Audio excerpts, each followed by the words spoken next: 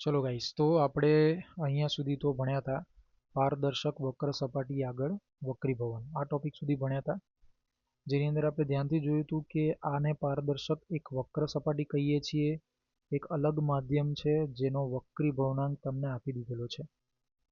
વસ્તુ આ માધ્યમની બહાર ક્યાંક પડી છે યુ જેટલા અંતરે, અને જે માધ્યમમાં મૂકેલી છે એ રેરર મીડિયમ એટલે કે પાતળું માધ્યમ. કયું માધ્યમ છે? પાતળું માધ્યમ છે. હવે અમુક બીજી નાની મોટી વસ્તુઓ પર ફોકસ કરીએ, જેમ કે આની અંદરથી નીકળતા અસંખ્ય પ્રકાશના કિરણો હશે, એમાંથી આપણે અમુક સિલેક્ટિવ બે જ લીધા છે, 1 અને 2. જે સીધા ક્યાં ક્રોસ થશે, ઇમેજ બનાવશે, પ્રતિબિંબ ક્રિએટ કરશે. હવે ધ્રુવ પી પાસેથી આ અંતર જે છે, જેને આપણે વક્રતા કેન્દ્ર કહીએ છીએ, એનું અંતર એટલે વક્રતા ત્રિજ્યા. પ્રકાશનું કિરણ બિંદુ એ પાસે જ્યાં આપાત થાય છે એ આપાત કોણને θ1 નામ આપ્યું છે. અને કારણ કે ઘટ્ટ માધ્યમમાં જાય છે તો સપાટી પાસેથી લંબ તરફ વાંકું વળે અને કેવી રીતે અથડાઈને જાય છે? આ બિંદુ પાસે. તો લંબ સાથે બનાવેલા ખૂણાનું નામ આપી દીધું આપણે વક્રીભવન કોણ θ2. નાની મોટી વસ્તુનો આઈડિયા છે જ આપણે, વસ્તુ અંતર છે, પ્રતિબિંબ અંતર છે, વક્રતા ત્રિજ્યા છે. તો આ બધાને ભેગું કરતાં કરતાં આપણે એક થિયરી ડેવલપ કરી હતી, જેમ કે પોઈન્ટ એ પાસે જો આપણે સ્નેલનો નિયમ લગાવીએ તો μ1 sin θ1 બરાબર μ2 sin θ2 થાય. μ1 એટલે જે માધ્યમમાંથી પ્રકાશનું કિરણ આવ્યું તે માધ્યમનો વક્રીભવનાંક, μ2 એટલે જે માધ્યમમાં પ્રકાશનું કિરણ ગયું તે માધ્યમનો વક્રીભવનાંક, અને આપાત કોણને વક્રીભવન કોણ તો આપણને આવડે જ છે. હવે આ બધા ખૂણાઓ બહુ સૂક્ષ્મ છે, ખૂબ જ સૂક્ષ્મ ખૂણા છે, એટલે આપણે sine theta is nearly equal to theta, small angle approximation આપણે કહીએ ને, એના એકોર્ડિંગલી જોઈએ તો μ1 θ1 બરાબર μ2 θ2 બને.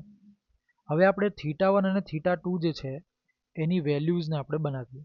જેમ કે ત્રિકોણના નિયમો લગાવવા જઈએ તો અહીંયા વિચારવા જાઓ તો θ1 એ આ ત્રિકોણનો બહિષ્કોણ છે, બરાબર. એટલે આલ્ફા વત્તા બીટા બરાબર θ1 થવું જોઈએ, બરાબર. એ તો ક્લિયર છે, θ1 બરાબર આલ્ફા વત્તા બીટા. અને બીટા બરાબર શું બનવું જોઈએ? θ1 પ્લસ ગામા, જેના પરથી આપણે θ2 ને કરતા બનાવી દઈશું, સોરી θ2 પ્લસ ગામા. તો θ2 ને આપણે કરતા બનાવી દઈશું તો θ2 બરાબર આપણા માટે શું થઈ ગયો? Beta minus gamma. હવે આ બે ઇક્વેશન્સ જે છે આ ત્રીજા પહેલા સમીકરણની અંદર મૂકી દઈએ તો આપણે શું બની જાય? જો μ1 θ1 બરાબર μ2 θ2. ક્લિયર?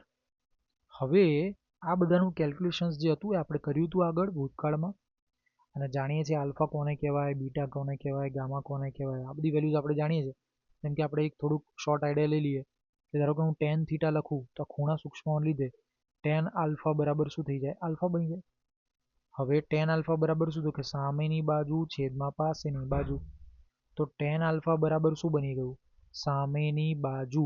એટલે હવે આમાં શું થાય કે આટલો એરિયાને આપણે ઇગ્નોર કરીએ છીએ, ત્યાંને પણ પી જ બોલી દઈએ છીએ. તો MP ડિવાઇડેડ બાય OP બરાબર. અને કારણ કે આ અંતર આ બાજુ વિચારવા જાવ તો નેગેટિવમાં બનશે. આ બધી જ ડિટેલ્સ આપણે પહેલાં શીખી ગયા છીએ બોર્ડ પર.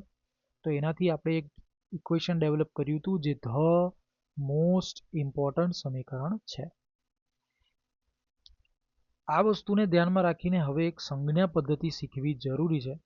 અને મેં ચેપ્ટરની શરૂઆતમાં કીધેલું કે જો તમને બધું જ નહીં આવડતું હોય ચાલશે, પણ જો સંજ્ઞા પદ્ધતિ નહીં આવડતી હોય તો આ ચેપ્ટરને ભૂલી જવાનું, કારણ કે સંજ્ઞા પદ્ધતિ ખોટી તો પ્લસ માઇનસની ભૂલો પડશે અને દાખલાના જવાબ અહીંયાથી ત્યાં જતા રહેશે. હવે ધારો કે આપણી જોડે આ રીતે એક સપાટી છે, બરાબર. આ વક્ર સપાટી આ રીતે આપેલી છે, બરાબર. આમ આ ઘટ્ટ માધ્યમ છે એવું આપણે ધારી લઈએ, આ બધું ઘટ્ટ માધ્યમ છે. અને ધ્રુવથી આ સી અંતરને ધન લેવો કે ઋણ એના માટેની સંજ્ઞા પદ્ધતિ છે. તો આપાત કિરણ આ રીતે આવી રહ્યા છે, બરાબર. વસ્તુ અહીંયા ક્યાંક પડી છે, વસ્તુ અહીંયા ક્યાંક પડી છે, આપાત કિરણ આમથી આમ આવે છે, બરાબર. હવે આ રીતે આવતું હોય અને ધ્રુવથી સેમ ડાયરેક્શનમાં જો તમને જવું પડ્યું, એટલે જો એરો બંને એક જ ડાયરેક્શનમાં છે તો આર કેવો મળ્યો? પોઝિટિવ. ક્લિયર? જો બીજી ચર્ચા જો કેવી છે, આપાત કિરણ અંદરથી, મતલબ વસ્તુ માધ્યમની અંદર ક્યાંક પડી છે. આ માધ્યમ છે ને, આ ઘટ્ટ માધ્યમ છે, બરાબર. આની અંદર ક્યાંક વસ્તુ પડી છે અને પ્રકાશના કિરણો આમ આવી રહ્યા છે, આમ આવી રહ્યા છે. જો આમ પ્રકાશના કિરણો આવે ને તમારે આર તો ઊંધો માપવો પડ્યો, તો એરો ઊંધા આવી ગયા, તો આર કેવો બની ગયો? નેગેટિવ. આર શું છે? વક્રતા ત્રિજ્યા કેવી મળી? નેગેટિવ. ત્રીજો કિસ્સો જુઓ, પાછું પ્રકાશનું કિરણ માધ્યમની અંદરથી જ આવે. જો આ માધ્યમ છે આપણા માટે, માધ્યમની અંદરથી જ પ્રકાશના કિરણો આવે છે, પણ તમારે આરને ઊંધી દિશામાં માપવા જવું પડ્યું. સી પોઈન્ટ અહીંયા છે ને, તો ધ્રુવથી આ માપવા જાઓ તો એરો બંને ઊંધા થઈ ગયા, તો આર કેવું મળી જાય? નેગેટિવ. સિમિલરલી આ રીતે મળેલું એક માધ્યમ છે, પ્રકાશનું કિરણ અહીંયાથી બહારથી આવે છે, આપાત કિરણ આ રીતે આવે છે, અને સેમ ડાયરેક્શનમાં તમારે શું કરવું પડ્યું? આર માપવા જવું પડ્યું, તો ફરીથી આર કેવો મળી ગયો? પોઝિટિવ. ક્લિયર છે? તો આર કેવી રીતે મપાય છે? સમાન દિશાના હશે તો પોઝિટિવ. જોઈ લો, સમાન દિશાના હશે તો પોઝિટિવ છે, બંને કેસમાં પોઝિટિવ. વિરુદ્ધ દિશાના હશે તો નેગેટિવ. ધ્યાનથી જોજો, વિરુદ્ધ દિશાના હશે તો નેગેટિવ, બંને કેસમાં નેગેટિવ આવી ગયા. ક્લિયર છે? ચાલો, હવે આ જે આપણે સમીકરણ મેળવ્યું હતું ને,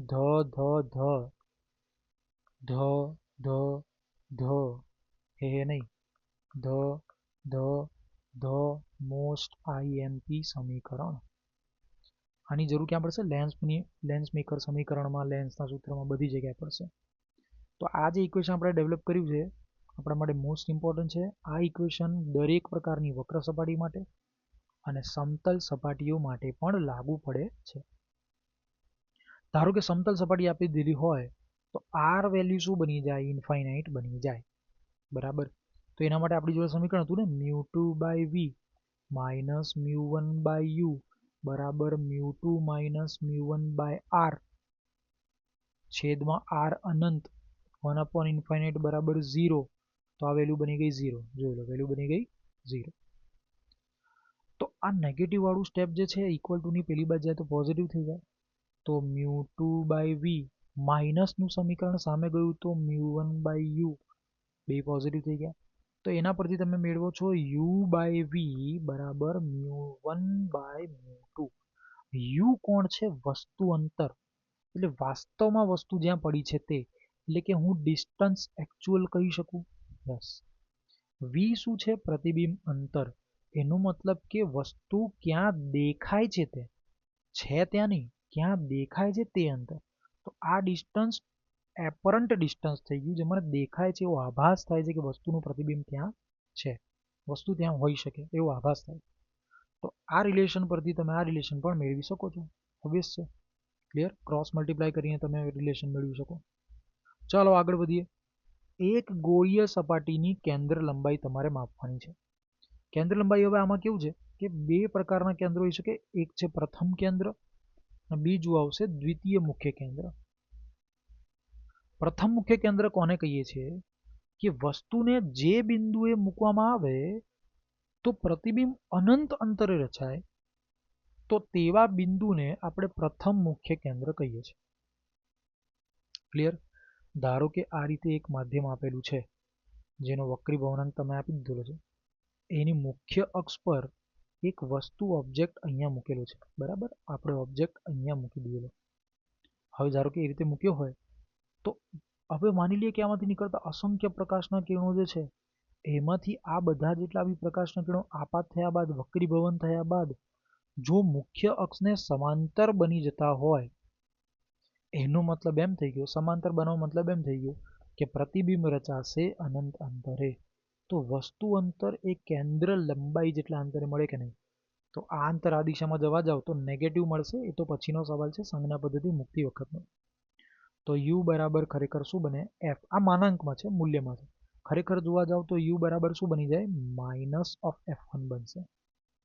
અને v બરાબર શું બની જશે? અહીંયાથી v બરાબર બની જશે ઇનફાઇનાઇટ, અનંત.